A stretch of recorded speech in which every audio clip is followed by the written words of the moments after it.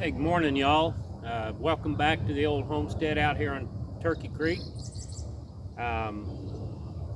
Here a while back, I had a comment on one of my knife videos, and the gentleman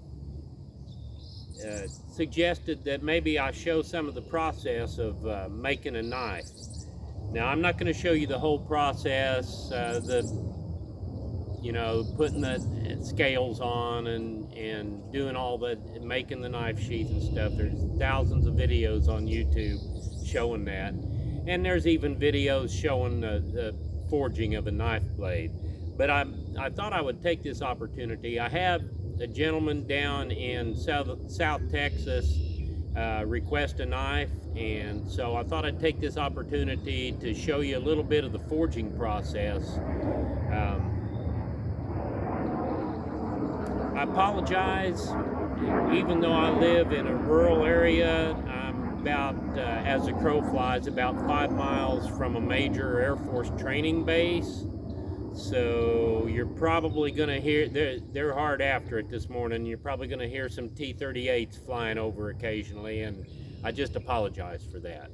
But anyway, I thought I'd take this opportunity to show you a little bit of the forging process that goes into making a Turkey Creek knife. I don't mark my knives. I don't have a stamp to do that at this point. So my knives are just out there and they're not marked or signed in any way. But as I go through this forging process, I'm not going to talk, but I will add some captions to the video as it goes along, so that you get a grasp of what it is I'm doing. I really enjoy this. I'd been doing it for a few years, not very long, but I really enjoy making the knives and the gun parts. I'm just going to show you a little bit of what goes into this. Now, I want to add a historical note. Back in the early 19th century, mid-19th century, back in the mountains of Tennessee, Kentucky, North Carolina, folks lived a pretty hard life, and a lot of time they were looking to better themselves. They lived back in the mountains, usually didn't have very close neighbors, and sometimes a fellow would disappear, and maybe somebody would happen to go by his cabin, hadn't seen him in months, so they'd stop by his cabin in some holler somewhere, and he wouldn't be there, and there'd be signs that he hadn't been around for a while. Or maybe they were expecting to see him at a certain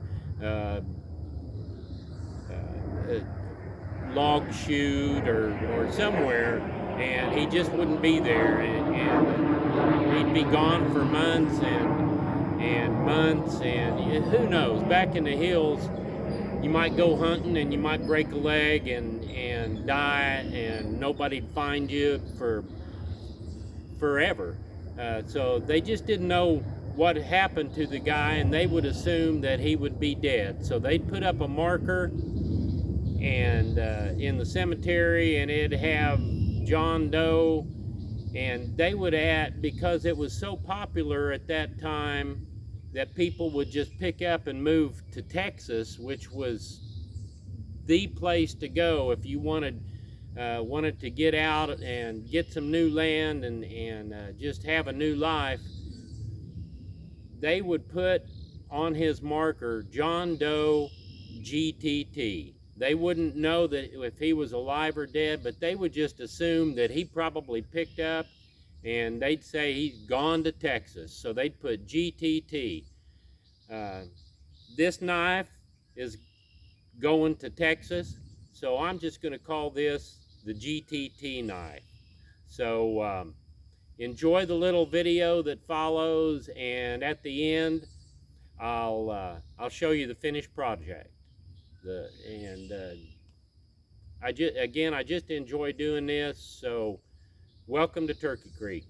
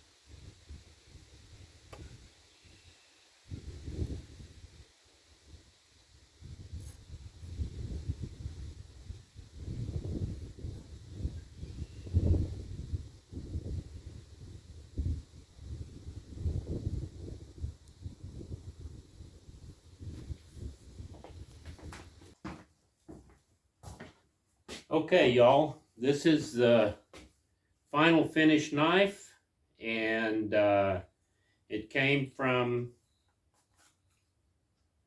you gotta be careful, it's very sharp here. It came from a piece of steel, from a piece of leaf spring, just like this. So that's what I started out with. Um, the overall length is, like I said, it's very sharp. The overall length is just over 11 inches, about 11 and an eighth, I believe. The blade length is 6 7/8, and the length of the handle is about 4 1/4 inches. It has walnut scales on the full tang handle. The gentleman that asked for this knife requested one very similar to, well, he said just like the one that I carry, and this is almost a twin. So I'm happy with the way it came out. Has 3 brass pins holding the wood on the full tang. Heavy cowhide sheath, hand stitched with waxed linen thread, belt loop on the back. So this is the GTT knife, and it'll be going out to Dave in Texas here in the next couple of days. So that's it. Hope you enjoyed the forging video, and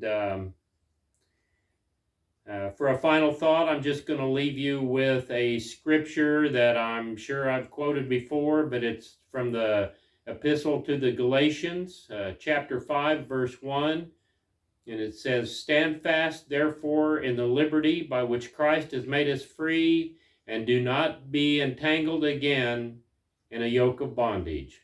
So until next time, keep your flint sharp, your priming dry, and above all, obey God and defy tyrants. See you next time.